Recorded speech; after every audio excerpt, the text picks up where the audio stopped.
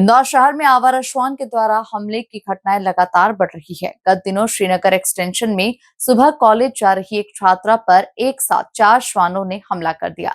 इसी बीच उसकी सहेली ने उसे बचाने की कोशिश की, लेकिन तब तक श्वानों ने छात्रा को गिराकर उसके पैर को नोच दिया और काटकर गंभीर रूप से जख्मी कर दिया।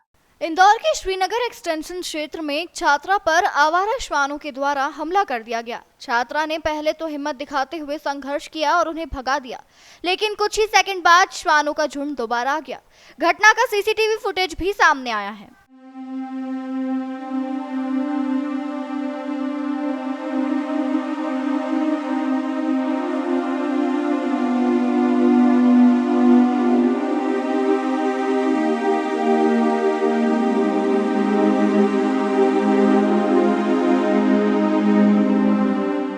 श्वानों के हमले के बाद छात्रा को चक्कर आए तो वहीं बैठ गई। छात्रा कॉलोनी से कॉलेज जा रही थी, तभी दूर से एक साथ 4 श्वान उसकी ओर लपके। वह संभलती उससे पहले ही वे उस पर टूट पड़े और उसे गिरा दिया। इस दौरान छात्रा ने संघर्ष किया, लेकिन श्वानों ने उसके पैर में काट लिया। आपाधापी के बीच श्वान बार बार भागते और फिर उस पर लपकते रहे। इस दौरान आगे स्कूटी से जा रही उसकी सहेली रुकी, गाड़ी खड़ी की और छात्रा के पास पहुंचकर श्वानों को भगाया।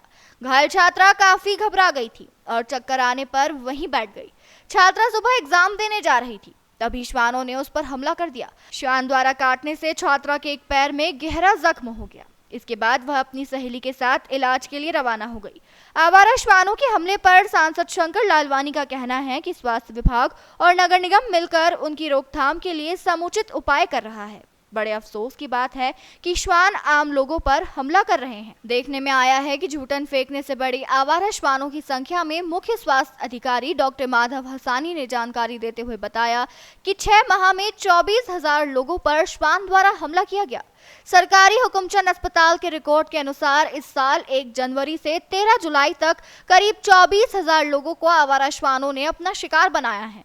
राहत की बात यह है कि एंटी रेबीज वैक्सीन के इलाज के बाद लगभग सभी पीड़ित अब स्वस्थ हैं, लेकिन श्वानों के काटने का सिलसिला नहीं रुक रहा है, जिसमें सबसे बड़ा कारण है कि शहर में गंदगी साफ हो जाने के कारण श्वानों का पर्याप्त पेट नहीं भर पाता, जबकि पूर्व में कचरे से उन्हें बहुत खाद्य सामग्री मिल जाया करती थी, जिसके चलते वह लोगों पर हमला नहीं करते थे, किंतु अब कर रहे हैं। नगर निगम और स्वास्थ्य विभाग इसकी रोकथाम के लिए हर संभव प्रयास कर रहा है।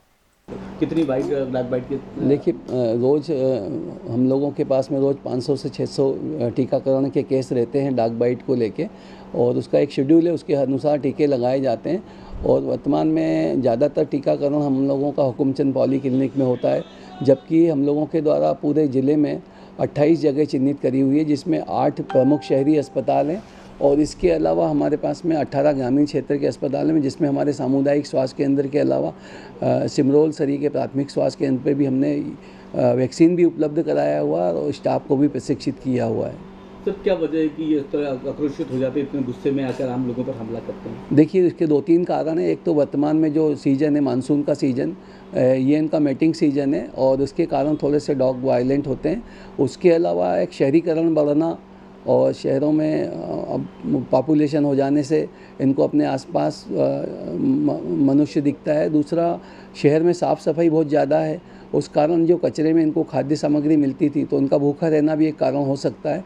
हालांकि काफ़ी सारे व्यक्ति स्वयं के स्तर पर और काफ़ी सारे NGOs भी ऐसे हैं जो इनको खाद्य सामग्री जगह जगहों पर उपलब्ध कराते हैं शहर में, लेकिन फिर भी ऐसा लगता है कि नगर निगम और जो पशु चिकित्सा विभाग है, इनके सहयोग से हम लोग प्रयास करेंगे कि ज़्यादा से ज़्यादा इनका बंधियाकरण के ऑपरेशन इनके संपन्न करें, जिससे इनकी आबादी को नियंत्रित किया जा सके।